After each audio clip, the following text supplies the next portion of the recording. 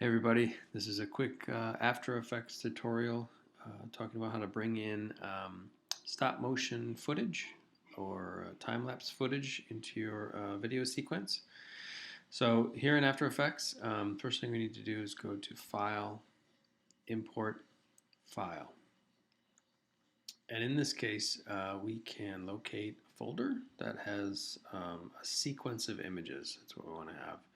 So your images need to be titled as such numerically, or else they'll have difficulty opening.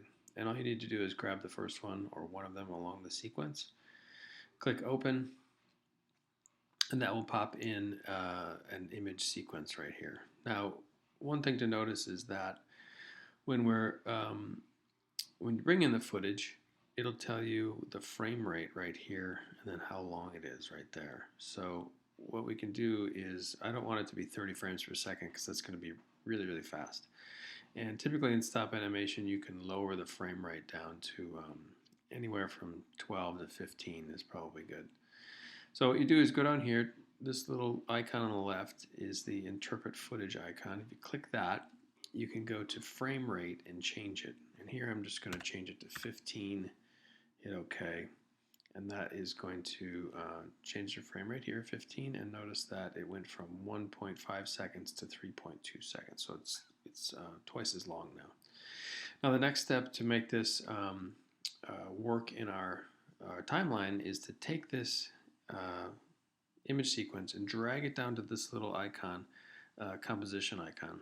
And what that's going to do is it's going to bring it down into your timeline and give you an image of the scene here. Now if you hit spacebar, what's going to happen is it'll render.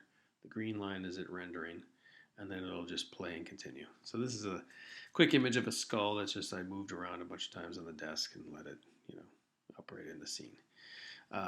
So the other things that you may want to do is when you are working with this footage, you can open it up. So in the timeline, you have the footage here. You can open it up, hit transform, open that up, and you have a whole bunch of different things. So scale, rotation, opacity, any of these things can be changed.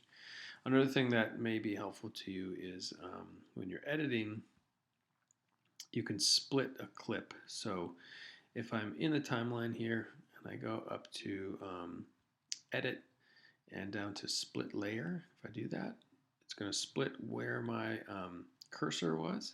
And now I have the start of the video on this. I'm just going to switch these. There we go. Start of the video on the top. As it goes to the next one, it goes down here. If I were to move this, if I move this one over a little bit, there's going to be black space in between. So our background of the scene is black, and if you want that space at the beginning and end, you can include that.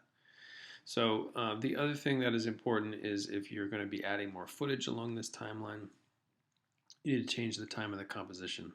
So if you go to composition settings, here you can change things like the scale of the aspect ratio. You can change the frame rate again. You can change the duration. I'm going to go to the duration here, and I'm just going to make this, instead of 3 seconds, 13 seconds, and hit OK.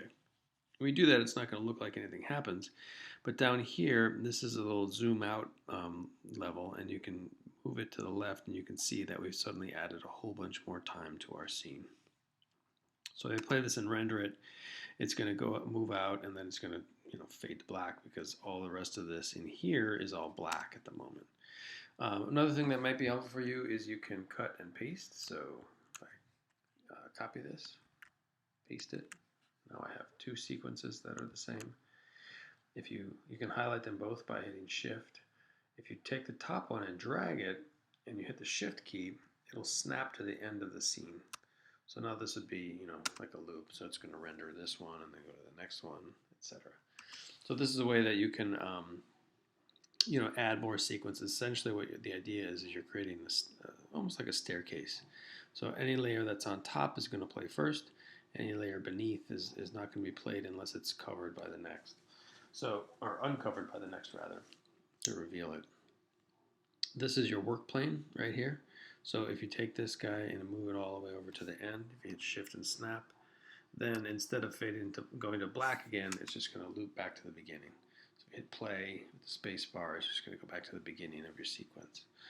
So these are a few basic things to get you set up and get started. I'll have a few more tutorials to talk about more in-depth things as we go.